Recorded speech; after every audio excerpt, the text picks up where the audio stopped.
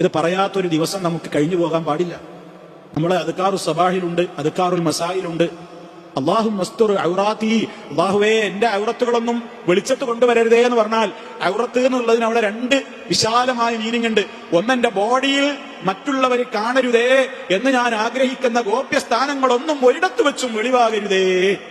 അതാണും പെണ്ണും പ്രാർത്ഥിക്കുന്നുണ്ട്. പ്രാർത്ഥിക്കും ചെയ്യുമ്പോൾ നമ്മളെ മനസ്സിലത് വേണം. ഒരാളിങ്ങനെ നടന്നു പോകുമ്പോൾ അയാളെ പാൻറ്റാണ്ട് ദിവസമായിട്ട് പാൻറ്റാണ് പോയി അടിയിലൊന്നും ഇട്ടിട്ടില്ല അതിലേക്ക് എങ്ങനെ ഉണ്ടാവും? അതൊരു അപമാനല്ലേ? എന്റെ ശരീരത്തിൽ മറ്റൊരാൾ കാണരുതെന്ന് ഒരിക്കലും ഒരാളും കാണരുതെന്ന് ഞാൻ ആഗ്രഹിക്കുന്ന സ്ഥലമാണ് എന്റെ സ്വകാര്യ പാർട്സ്.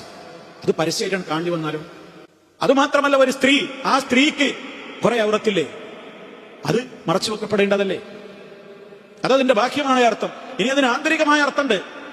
മാലോകരാരും അറിയാതിരിക്കാൻ ഞാൻ എപ്പോഴും പ്രാർത്ഥനയോടെ പേടിയോടെ എന്റെ റബ്ബിനോട് പറഞ്ഞുകൊണ്ടിരിക്കുന്ന 100 കൂട്ടം കാര്യങ്ങളുണ്ടാകും. ഇതൊന്നും ആരും അറിയരുതേ. റബ്ബ് മറച്ചു വെച്ചത് കൊണ്ട് നമ്മളിവിടെ മാന്യന്മാരായി ജീവിക്കണം. ഞാനൊരു തെറ്റ് ചെയ്താൽ എന്റെ ശരീരത്തിൽ നിന്ന് ഒരു വാസന പുറപ്പെടും എന്നൊരു നിയമം അള്ളാഹു വെച്ചിരുന്നെങ്കിൽ നമുക്കിവിടെ ജീവിക്കാൻ കഴിയും. ഞാനൊരു തെറ്റ് ചെയ്താൽ എന്റെ ശരീരത്തിൽ ആളുകൾ കാണുന്നിടത്ത് ഒരു കറുത്ത പുള്ളി പ്രത്യക്ഷപ്പെടും, ഒരു ഡോട്ട് പ്രത്യക്ഷപ്പെടും, ഒരു അടയാളം പ്രത്യക്ഷപ്പെടും എന്നൊരു നിയമം അള്ളാഹു വെച്ചിരുന്നുവെങ്കിൽ ഇവിടെ ആർക്കും അവിടെ മാന്യനായി ജീവിക്കാൻ പറ്റുക? അള്ളതൊക്കെ മറച്ചു വെക്കുന്നതുകൊണ്ട് നമ്മൾ മാന്യന്മാരായിട്ട് എന്ത് ചെയ്യുന്നുണ്ട്? ജീവിക്കുന്നുണ്ട്. എന്നെ പറ്റി നിങ്ങൾക്കും അറിയില്ല, നിങ്ങളെ പറ്റി എനിക്കും അറിയില്ല.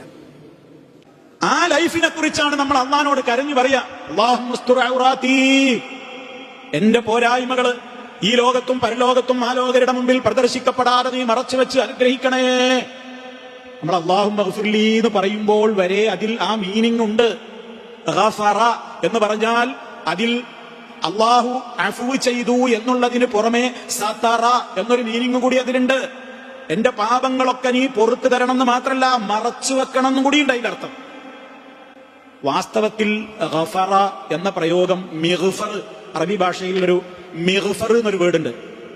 അത് യുദ്ധത്തിൽ സമരത്തിനിറങ്ങുന്ന യുദ്ധത്തിലിറങ്ങുന്ന യോദ്ധാക്കൾ ശത്രുവിന്റെ വെട്ടും കുത്തും ഏൽക്കാതിരിക്കാൻ വേണ്ടി തല മറക്കുന്ന ഒരു കവചത്തിനാണ് എന്ത് പറയാ? മിഗ്ഫർ എന്ന് പറയാം. അത് തലയിൽ മൂടും. അല്ലാഹുമ്മ ഗഫിർലി എന്ന് പറയുമ്പോൾ അല്ലാഹുമ്മ ഉസ്തുർനി അതിലൊരു മീനിങ് ഉണ്ട്. റബ്ബേ എന്റെ പാപങ്ങളും പോരായ്മകള് മാലോകരറിയാതെ ഈ ലോകത്തും അത് പരസ്യമാവരുത്. കോടികൾ ജനകോടികൾ ഒരുമിച്ച് കൂടുന്ന മഹാമഹ്ശറിന്റെ സദസ്സിലും നീ അത് എന്ത് ചെയ്യരുത്? വെളിച്ചത്ത് കൊണ്ടുവരരുത്.